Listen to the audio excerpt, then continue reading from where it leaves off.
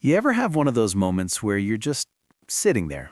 Maybe it's late at night, maybe you just paid a bill, maybe you just saw someone your age post about their new house or their early retirement plan or whatever, and you feel this weird mix of calm and panic at the same time.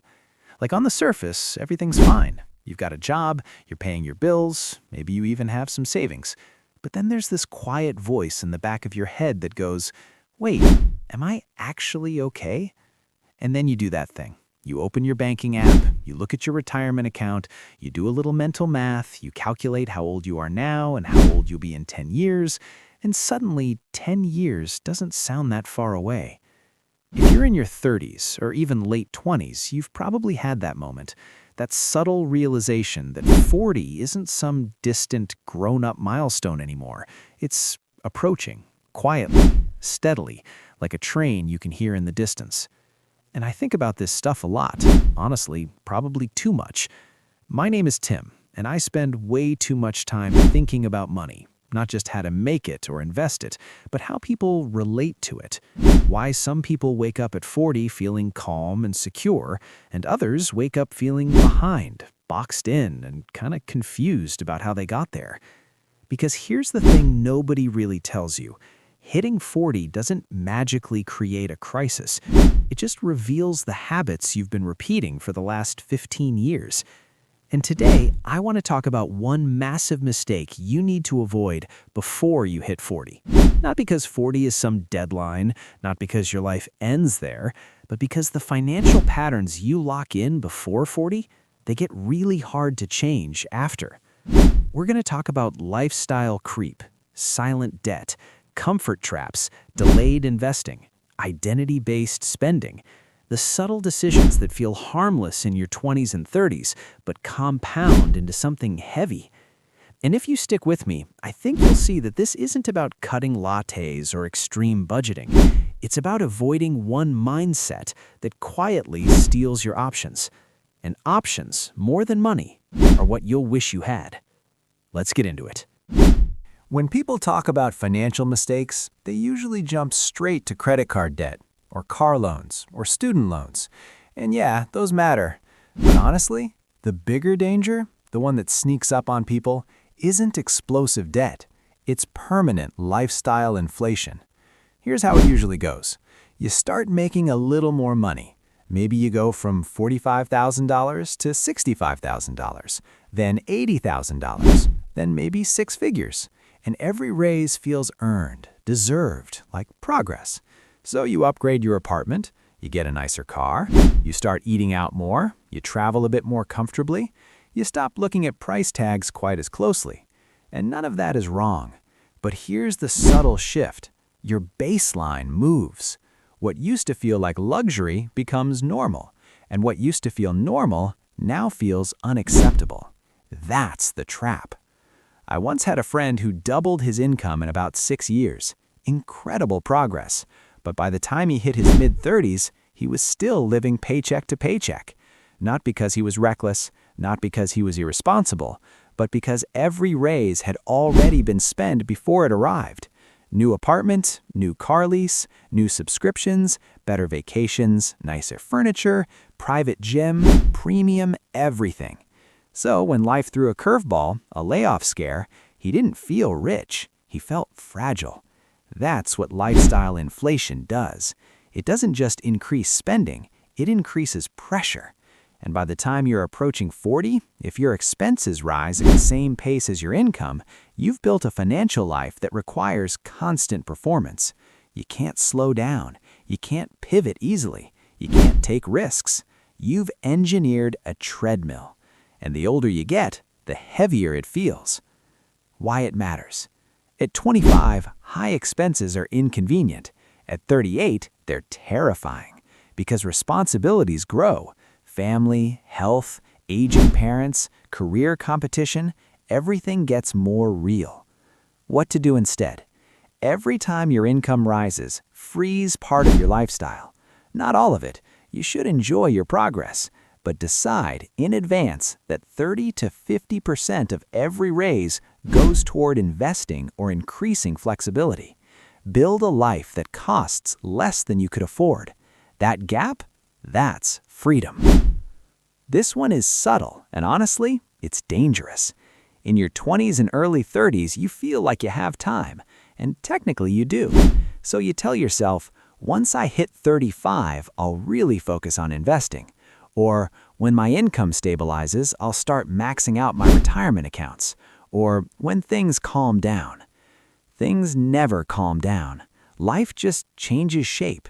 There's always something. A move, a relationship, a job change, a new responsibility, a medical expense, a global event that no one saw coming. And the longer you delay building serious momentum, the more math starts working against you. Let's say someone invests $500 a month starting at 25 and stops at 35. Then another person waits until 35 and invests the same amount until 60. The early investor often still ends up ahead, not because they invested more money, but because they invested earlier. Compound interest is weird like that. It rewards time more than effort. And here's what really happens psychologically. When you delay investing for 10 years, you normalize not investing. It becomes your identity. And changing identity at 38 feels harder than starting at 28. Why it matters. At 40, your financial runway shortens. You don't have 35 years to experiment. You have maybe 20 to 25 years high-earning years left. That doesn't mean panic, but it does mean delay is expensive. What to do instead? Start imperfectly. Invest small. Automate it. Make it boring. You don't need to feel ready. You need to feel consistent. Because what you want at 40 isn't just a bigger account balance. You want proof that you've been moving forward for years. That feeling, it's powerful. This one is sneaky. Around your mid-30s, something happens. You get comfortable. You've figured out your job, your routine, your city, your friend group, your spending patterns. Your income is decent. You're not struggling. And comfort feels good. But comfort can quietly become stagnation. I've seen people stay in underpaid roles for 5, 7, 10 years, not because they couldn't do better, but because they didn't want to disrupt stability. And then at 40, they realize their skills haven't evolved, their income plateaued, and now competing with younger, more current professionals feels intimidating. Money isn't just about saving, it's about earning power, and your 30s are prime compounding years for income growth. Avoiding risk in your career before 40 can cost you far more than a bad investment ever could. Story. I knew someone who avoided switching jobs because he didn't want to lose his 4 weeks of vacation. Totally understandable. But over 8 years, his salary increased maybe 15% total. Friends who jumped roles every 2 to 3 years, they nearly doubled theirs.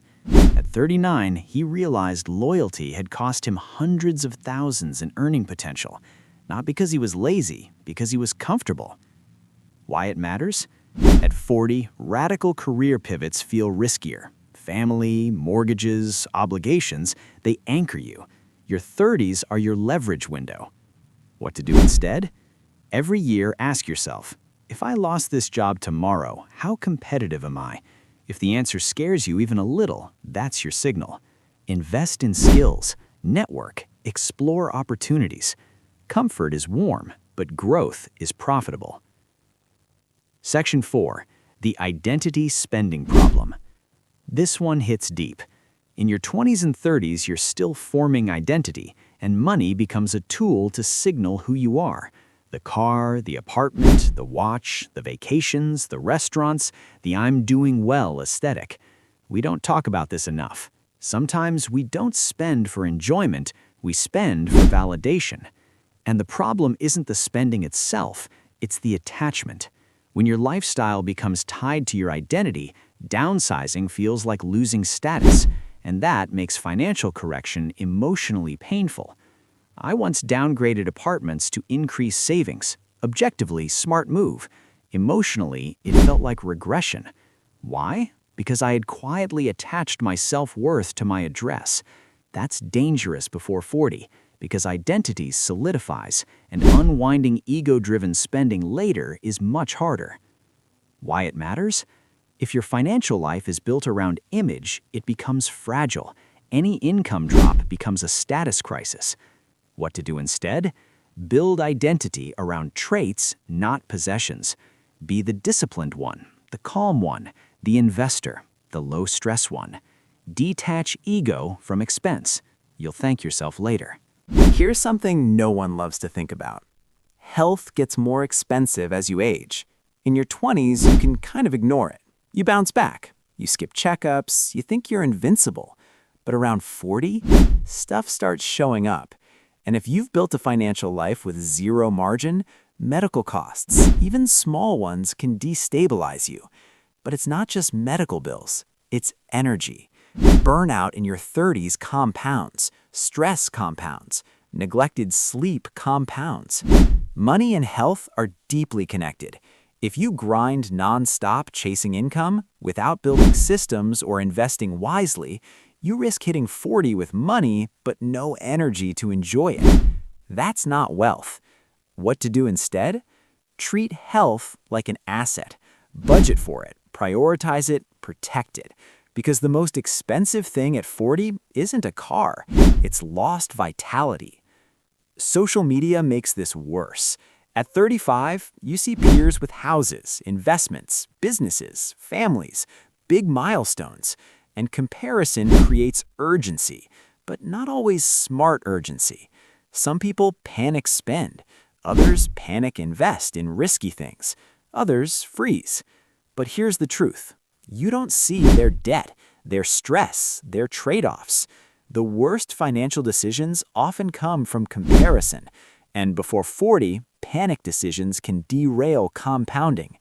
What to do instead? Track your own metrics: net worth growth, savings rate, investment consistency. Ignore the noise. Progress is personal. Here's the honest truth. Turning 40 isn't the problem. It's just a mirror. It reflects the habits you built in your 20s and 30s. If you avoided lifestyle inflation, invested early, grew your earning power, detached ego from spending, protected your health, and ignored comparison, 40 feels empowering. If you didn't, it feels tight, restricted, heavy. But here's the hopeful part. You don't have to wait for 40 to feel that weight. You can adjust now. You can lower expenses slightly, increase investing slightly, upgrade skills gradually, shift identity slowly. Small corrections in your 30s create massive relief in your 40s. And honestly, the goal isn't to be rich by 40. It's to be flexible, to wake up at 40 and feel options, because options feel like oxygen. And the best time to avoid the trap is before you realize you're in it. So if you're listening to this in your late 20s, early 30s, mid 30s, good, you're early. And if you're 39, you're still not late. Just don't drift. Be intentional. Your future self, the one staring at 50 in the distance, will be unbelievably grateful you did. And let me say one more thing, because this part matters more than spreadsheets and net worth trackers and retirement calculators. The biggest mistake to avoid before 40 isn't just financial. It's passive drifting. It's waking up one day and realizing you never actually chose your lifestyle, your expenses, your career direction. You just slowly absorbed them, one upgrade at a time, one subscription at a time, one "I deserve this" at a time. And again, you do deserve good things. That's not the point. The point is intention. Did you design your life, or did it just happen? There's something powerful about pausing, like really pausing, and asking, if I could redesign my financial life from scratch, what would I keep? Would you keep the car payment, the house size, the work hours, the stress level? Or would you quietly admit that some of it was built for optics, or comfort, or momentum, not actual happiness? Because before 40 is the easiest time to redesign. After that, responsibilities stack higher. Kids, aging parents, career ceilings, health realities. It's not impossible to change later, but it's heavier. And honestly, the goal isn't perfection, it's awareness. If you can enter your 40s knowing your numbers, understanding your spending triggers, investing automatically, growing your skills, protecting your health, you don't need to be a millionaire. You just need traction, forward motion, that calm confidence that you're not stuck on a treadmill you can't step off. That's what real financial maturity feels like. Quiet, steady, unflashy. I sometimes imagine two versions of the same person at 40. Same income, same city, same opportunities. One feels squeezed, anxious, constantly calculating. The other feels spacious, measured, patient. The difference isn't luck. It's a decade of small, boring decisions, tiny margins preserved, raises partially invested, ego checked, skills sharpened, health protected. It's never one dramatic move. It's repetition. So if this message lands a little heavy, good. Not scary heavy, just grounding. You don't need a massive overhaul tomorrow. You don't need to sell everything and live in a van. Just tighten the gap between what you earn and what you need. Start earlier than feels necessary. Upgrade your skills before you're forced to. Protect your energy like it's part of your net worth. Do that consistently, and 40 won't feel like a reckoning. It'll feel like momentum.